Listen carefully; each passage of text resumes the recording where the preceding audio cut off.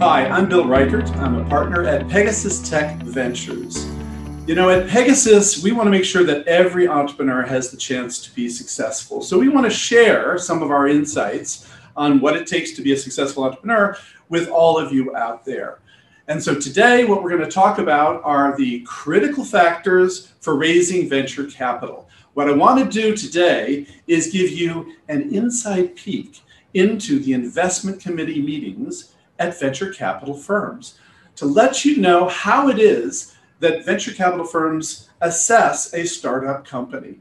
So I'm going to share with you the 7 critical factors for raising venture capital. So every venture firm has a slightly different scorecard. So, some may have 8, some may have 5. But what I wanted to do today was give you the 7 factors that pretty much everyone pays a lot of attention to when they're assessing a startup company. So what are those 7 critical factors? Number 1, what do you think is the number 1 factor that VCs look at when they're trying to assess a startup company? What's the number 1 factor? Some entrepreneurs, they hear VCs say, team, some think it's technology. The number 1 factor is you've got to have a compelling value proposition. A compelling value proposition means that your prospective customers are going to look at your product, your service, your offering, and they're going to say, wow, that's amazing, because the benefits, the value you deliver to your customers are substantial and obvious. So if you're selling to enterprises, or you're selling to small business or individuals or professionals, whoever you're selling to, you have to make the case that you have a value proposition that makes it worthwhile for the customer to buy your product or service. And if that value proposition is obvious and substantial, and even better, if it's measurable, quantifiable, then that makes you all the more attractive to your customers. So as investors, what we care about is, can you acquire customers and grow to be a big company rapidly? The better your value proposition, the more compelling your value proposition, the easier it's going to be for you to acquire customers, the faster you're going to grow, the bigger you're going to get, and therefore, the more attractive you are as an investment opportunity. So what we want to know, and what we want to hear, is that absolutely you have a compelling value proposition that is going to cause your customers to fall in love. It's going to cause your customers to say, I can't live without this new product or service that you're offering. That's number 1. So number 2, you hear this all the time, but it's really important, which is you've got to have an extraordinary team. Now, we don't necessarily mean that you have to have a world-class team day 1. If you do have a world-class team day 1, that is fantastic. But most early-stage companies, you have a great initial team. What we want to see is that you have a great team that is going to be able to attract and build a world-class team. So what do we look for in an extraordinary team? What we look for in an extraordinary team is this thing we call a growth mindset. What is a growth mindset? A growth mindset means that you are open to all sorts of possibilities. So if you have an attitude that you know the right way to do it, you're not going to change no matter what, who cares what the market says, who cares what the customers say, that's not a good kind of entrepreneur mindset. A growth mindset says that you are open to the possibility that maybe you're going to have to adjust along the way. A growth mindset means that maybe you're not the only smart person on the planet, and that it would be great to go recruit and hire other really smart people. In fact, ideally, even smarter than you are. So that's the kind of mentality we want to see in a founding team, in the entrepreneurial team. And we want to see that you are customer focused. Customer focused means you're not narrowly focused on your product or your technology. You're focused on delivering value to the customers.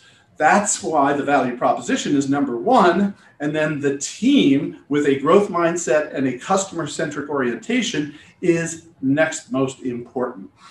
Now, a lot of entrepreneurs ask the question, so what do you look for in an entrepreneur? What do you look for in a team?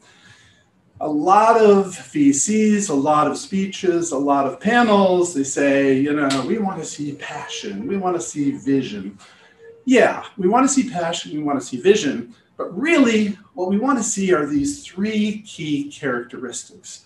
We want to see, one, that the team is savvy. So believe it or not, we are more interested in savvy than in smart. What's the difference between savvy and smart? Well, smart entrepreneurs are the ones that always did great in school, they always got great scores, they have great resumes, and they have been told they always have the right answer. And so if you're a smart entrepreneur, you have to have the right answer. But the challenge in being an entrepreneur is you don't know how things are necessarily going to play out. You can't always have the right answer.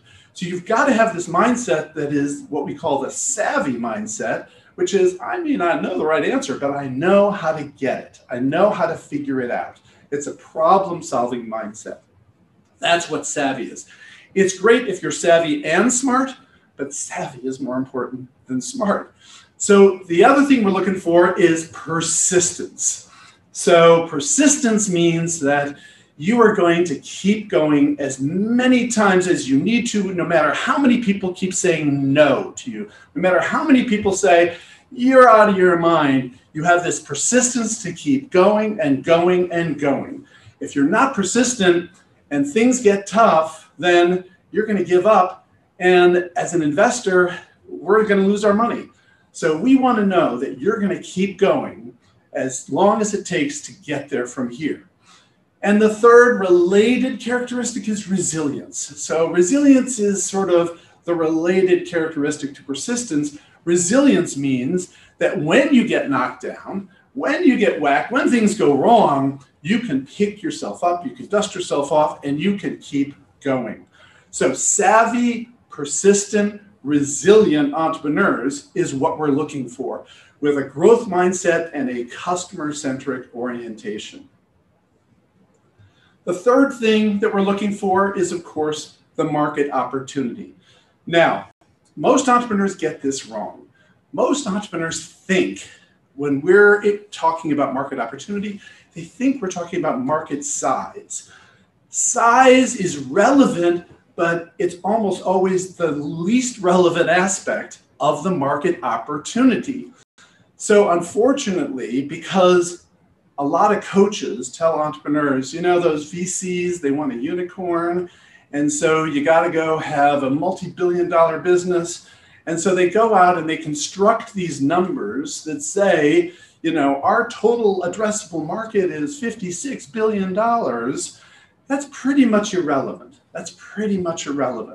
Almost every market is big enough. It's hard to think of a market these days that's not big enough to build a big, profitable, successful company. But the market isn't just about size, it's about the opportunity. Every startup company starts from zero, right?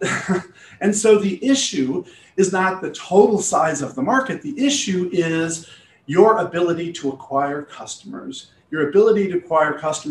at a speed and at a cost that is attractive enough that you can become a big, profitable company. So focus on the opportunity of the market. What that means is that we want you to be able to tell us who are the target customers you're going after. Very, very, very specifically.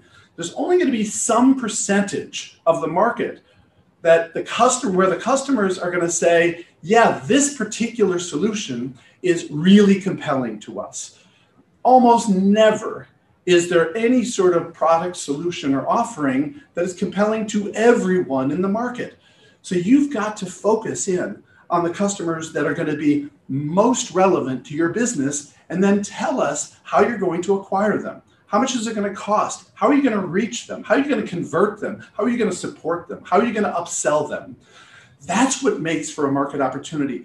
It's more important that you go after a good market than that you go after a big market. A good market is a market that has a beachhead opportunity where you can establish an initial presence and you can grow rapidly.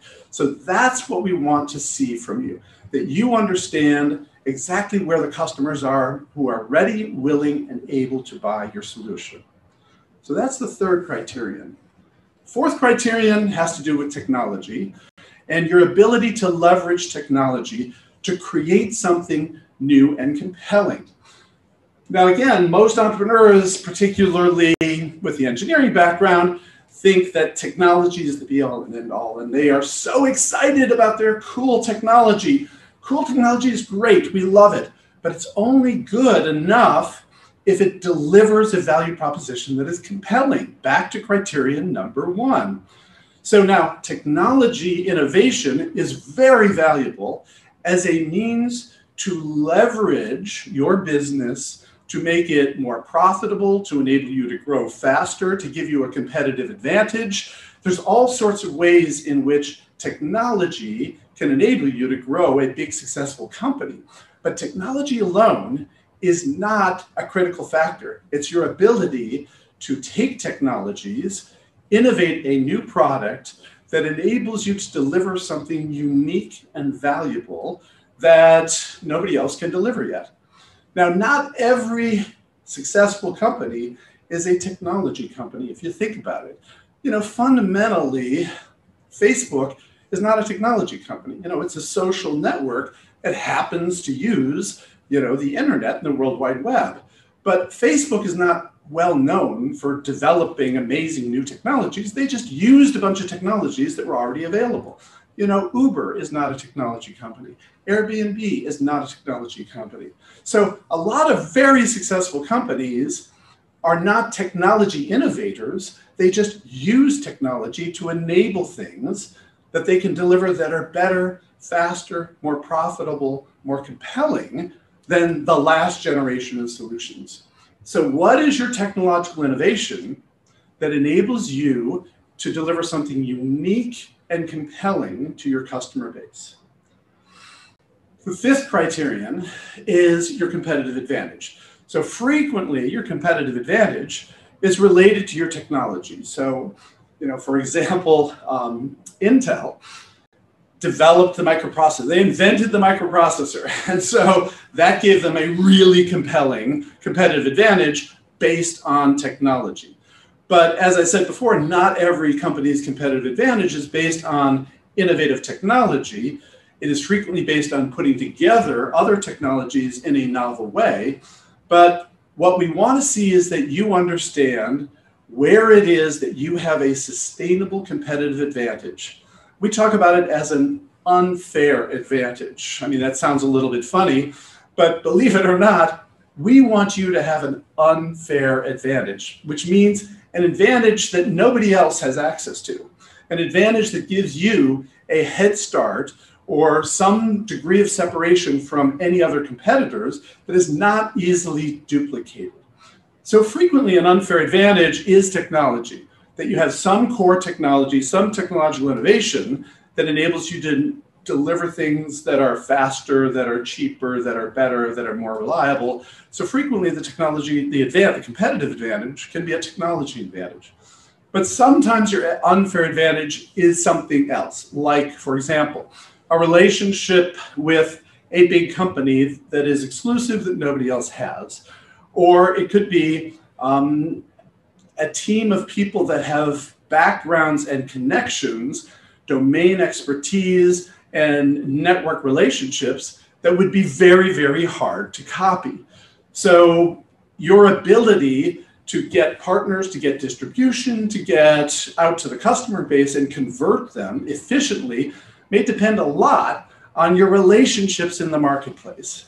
Or, for example, another competitive advantage could be you have a Nobel laureate on your team, or you have somebody of such extraordinary reputation that they can get in any door that they knock on. So that can be a really important unfair advantage. If some member of your team has these relationships out there that gives you access to the market, that is going to be a lot easier than any other competitor is going to be able to replicate. So criterion number 5, we want to see that you have a sustainable competitive advantage, that you have an unfair advantage that is not easily copied. Then criterion number 6, we want to see that you also have a financial advantage or an economic advantage. So we're going to drill down into your business model, into the economics of your business, into your financial projections, and we're going to want to see that your economics are compelling. So what makes for compelling economics? What we're going to look at, what we're going to want to know that you're going to be able to share is your CAC and your LTV, your unit economics. Your CAC is your customer acquisition cost. How much does it cost to acquire an incremental customer? So if that cost is extraordinarily large, it's going to be hard for you to be profitable. The other number we want to look at is what's called LTV or CLTV, which stands for customer lifetime value. So once you acquire a customer, what sort of economics does that customer relationship deliver to you? So LTV is the gross margin or the gross profit contribution that a customer delivers when they pay you. If they pay you once or they pay you on a subscription basis, whatever the model is, you've got to calculate, the lifetime value of a customer, taking into consideration that some customers you're going to be able to upsell and retain for years. Other customers you may just have for a few months and then they go away. So we want to see that you understand the way to think about the underlying economics. Obviously, the lifetime value of a customer has got to be greater than the cost to acquire a customer. So that's just sort of minimum stakes. When you're just starting out, that may not be true. It actually may not be there yet. But you've got to show that you have a pathway to economics where the lifetime value of a customer is 4 times, 8 times, 20 times the cost to acquire a customer. Because if it isn't some significant multiple, it's going to be really hard for you to generate the cash to grow and to generate profitability downstream. So unit economics are key in terms of our perspective on your financial advantage. And then the other aspect of financial advantage and economics is looking into your underlying financial projections. How much capital is it going to cost to grow your company through each stage of achievement? So generally, as VCs, we see customers evolving in these phases of inflection points, major milestones that you hit.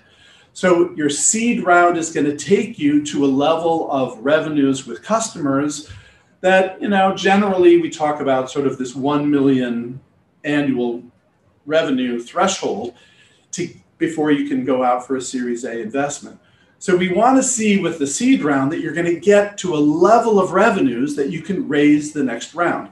That means you've proven the product market fit for your company. You've been able to acquire customers, retain customers, grow the revenue. That's something that you should achieve with your seed funding. Then Series A funding, we're going to want to see that you get to the next milestone. Now, again, different companies, that milestone may be different. It may be version 2 of your product. It may be a new geography. It may be a revenue target. But we want to see that with the capital we invest, you're going to get to an inflection point in the value of your company such that the next round of investors are going to say, wow, this company is worth 2 or 3 or 4 times as much as it was in the previous round. So that's the other financial advantage that we want to see that you're thinking about when you're asking investors for capital. So that determines how much capital you need to raise, and it should define what you're going to do with that capital. Now, most entrepreneurs, when we ask them, what are you going to do with capital? They put together some pie chart about sales and engineering and G&A. That's not what we care about. We don't care about how it gets split up in your functional areas. When we ask you, how are you going to use this capital? What we want to hear is that you're going to use it to get to this milestone. That's an amazing milestone. So talk about how you're going to use the capital to get to this milestone, to get to this inflection point. Don't talk about how much is going to go for paper clips and chairs and how much is going to go for, sales and marketing and G&A. Talk about getting to key milestones. So that's the sixth criterion. And then the seventh criterion is there convincing evidence that what you're saying is true? So this is generally your traction. So it depends on where you are in your development. So if you're already at revenues, you have product, you have revenues, you have customers, that convincing evidence is going to be your customer acquisition. How many customers have you gotten, and do they indeed love your product? What's your churn? What's your net customer retention? We're going to look at those metrics. If you're pre-revenue, traction's a little bit harder, right? And so we're looking for other indications of credibility. In a life sciences business, it may be years before you get a product to market.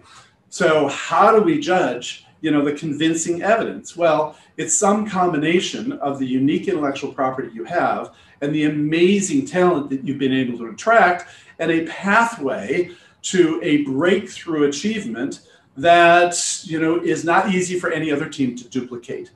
So there are all sorts of ways we look for determining the credibility of what you're talking about, for being convinced, for acquiring evidence. We will talk to your customers. We'll talk to your advisors. We'll talk to your angel investors or your other investors. We'll talk to possible distributors. We will talk to industry experts. We'll talk across your world to try to get convincing evidence that what you're saying is true and what you are promising is likely to happen. So that's the seventh criteria. We are also looking for other signals. There's sometimes, it's because, especially if you're pre-revenue or early, or if you're in a geography that we're less familiar with, what we're going to be looking for probably is sort of some other bona fides or other reputation that you've established both as a team and in terms of people who support you, your advisory board, your board of directors, and early investors. So the early investors that you acquire are going to be an important signal for us as to whether or not you've been able to be successful at raising capital from quality sources of capital, and whether or not those investors are happy with what you've delivered. Are they going to follow on in the next round? So all of those factors we take into consideration when we're determining the credibility, when we're gathering the evidence to determine the credibility and the attractiveness of your company as an investment opportunity. So those are the 7 key criteria. Now, you may have noticed I skipped over a couple of things that generally investors ask you to talk about when you're talking about your company. So this is not an outline for your PowerPoint pitch. This is an outline of how we're going to score you. But what is it that we didn't pay attention to that we ask you about nevertheless? So there are a few things that are key in your presentation, in your pitch, in the way you talk about your company, that are only supportive of the critical criteria we look for. So for example, you notice I didn't talk about your problem and how big your problem is or how important your problem is. The fact of the matter is, there are plenty of problems out there, and there are plenty of big problems out there. And you can say you're going to go cure cancer because cancer is a big problem, but we're not going to bet anything on your company just because you're trying to cure cancer. We're going to look at all those other factors. The other thing I didn't talk about is the specific solution you're offering. Why didn't I talk about your specific solution? Well, because it's not the product, it's not the technology that you deliver that is important in whether or not you're going to be successful. It's the value proposition. And so remember I said the number one criterion is value proposition. That is sort of built into your product or service offering, but it's the value proposition, not the product itself, that we consider to be the most important. Remember, customers do not buy products. Customers buy benefits. So we focus on the benefit you're offering, not the specific product, when we're evaluating your company. And then the other thing I didn't talk about was business model. Hey, Bill, don't you care if we're SaaS or we're B2C or a B2B? Don't you care about that? Well, of course we care about that, but the only way it matters is in the advantage that it gives you. Does it give you a competitive advantage? Do you have an unfair advantage in your business built into your business model because you've got some exclusive distribution? Or do you have some amazing economics, some financial advantage that's built into your business model because of what you're able to charge and because of the efficiency of your customer acquisition? So it's what your business model enables that we're focused on. We're going to drill into your business model. We're going to pay a lot of attention to your business model, but what we're going to score you on is the competitive advantage and the financial advantage and the convincing evidence, not the design of the business model into itself. So just want to make it clear how the criteria differ from all of the factors of your business plan that you have to pay attention to. So those are the top 7 criteria that you've got to nail in order to raise venture capital from a venture capital firm. You've got to have a compelling value proposition. You have to have an extraordinary team. You have to have a good market opportunity, a market opportunity that enables you to get started, acquire customers rapidly, and grow to be a big, profitable company. It doesn't have to be a big market. It has to be a good market. You've got to have some technological innovation you can leverage to facilitate the rest of your business. You've got to have an unfair competitive advantage, a financial advantage, and you have to deliver convincing evidence that what you are promising you can ultimately fulfill. So those are the critical factors for raising venture capital. I hope that clarifies for you what goes on inside the investment committee meeting at a venture capital firm. And of course, if you have any questions, you know where to find us. Happy to hear from you all. Thank you very much.